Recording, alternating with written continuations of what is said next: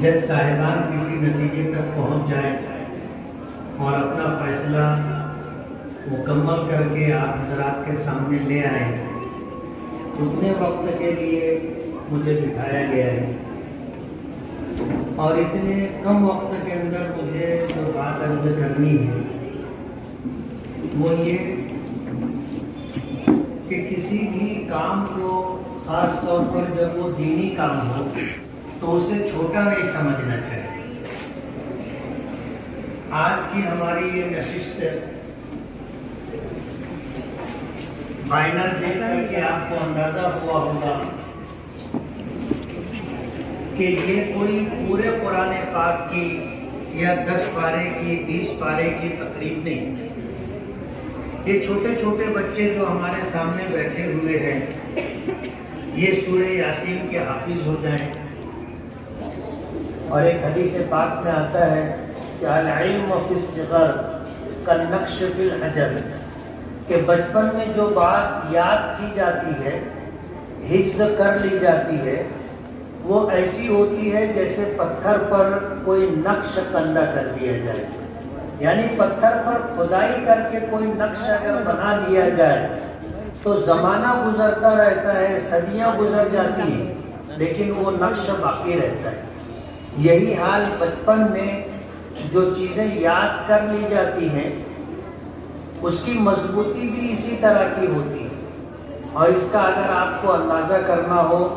تو اس بات سے آپ اندازہ کر سکتے ہیں کہ بچپن کے زمانے میں جو حافظ قرآن بنتے ہیں تو ان کا حفظ ان لوگوں کی نسبت سے ان لوگوں کے مقابلے میں زیادہ پختہ ہوتا ہے جو بڑی عمر میں حافظ قرآن ہوتے ہیں۔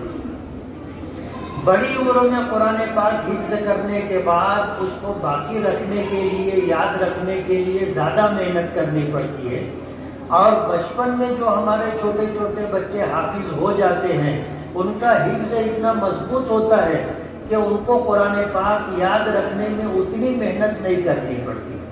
قدرت کا ایک نظام ہے، اور قدرت کے اس فیصلے کے پیش نظر مدرسہ اسلامیہ کے ابنائے قدیم نے یہ جو پروگرام بنایا، عام طور پر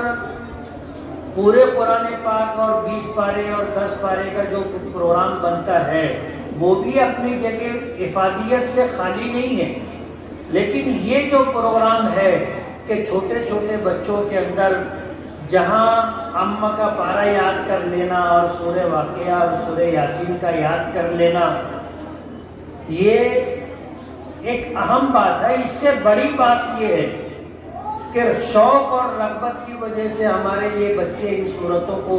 یاد کر لیتے ہیں، آخری پارے کو یاد کر لیتے ہیں، لیکن اس سے بڑی بات یہ ہے کہ ان بچوں کا ایک مزاج بن جاتا ہے، اور یہ مزاج یہ ہے کہ قرآن پاک یاد کرنا چاہیے۔ مزاج بن جاتا ہے قرآن پاک سے نسبت اور تعلق کا۔ جب یہ مزاج بنتا ہے تو ہمارے بچوں میں دینداری آتی ہے۔ آج ضرورت اسی بات کی ہے کہ ہم اپنے بچوں کی اسی نہج پر تربیت کریں۔ زمانہ کدھر جا رہا ہے آپ کو پتہ ہے، دنیا بھر کی طاقتیں مسلمانوں سے اسلام چھیننے کے لیے اور مسلمانوں کو اسلام سے بے دخل کرنے کے لیے ہر جہت سے پروگرام بنا رہے ہیں۔ آج باطل طاقتوں کی پوری کوشش یہ ہے کہ مسلمان صرف نام کا مسلمان رہے، وہ ڈاکٹر بھی رہے، انجینئر بھی رہے، پروفیسر بھی رہے، لیکن دیندار نہ رہے، اور اس کے پاس دین کی بنیادی باتوں کا علم نہ رہے۔ انگریزوں نے جو نصاب ترتیب دیا ہے اسکولوں کا، اس نصاب کے اندر سب سے اہم بات یہ ہے کہ وہ نصاب دین کو چھو کر کے بھی نہیں گزرتا، اور دین کے تعلق سے اسکولوں میں پڑھنے والے بچے، ہائی اسکولوں میں اور اسی طرح جو ہے کالجز میں پڑھنے والے جو بچے ہوتے ہیں دنیاوی اعتبار سے بڑی بڑی ڈگری حاصل کر لیتے، لیکن دینی اعتبار سے صورتحال یہ ہوتی ہے کہ ان کو دین کی بنیادی باتوں کا بھی علم نہیں ہوتا۔ ہم لوگ اس وقت ایک ہائی اسکول میں بیٹھے ہیں، جمہور ہائی اسکول.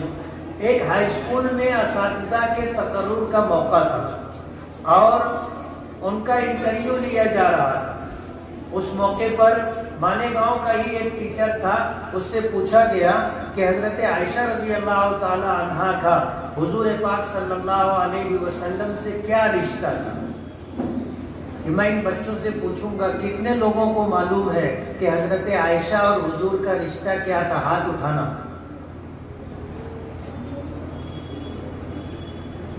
اس ٹیچر نے جواب یہ دیا تھا کہ حضرت عائشہ رضی اللہ تعالی عنہا حضور کی والدہ تھی. میں تو حیران ہو گیا اس کی شکل دیکھ رہا، آج تک میں اس کی شکل. ڈائمنڈ کارپیٹ، ہمارے وہاں کارپیٹ، دراز، پائیدان ہول سیل ریٹ میں دیا جاتا ہے. ہمارا پتہ یاد رکھیں، مصطفیٰ ونگار بازار، ڈائمنڈ کارپیٹ، مالیگاؤں.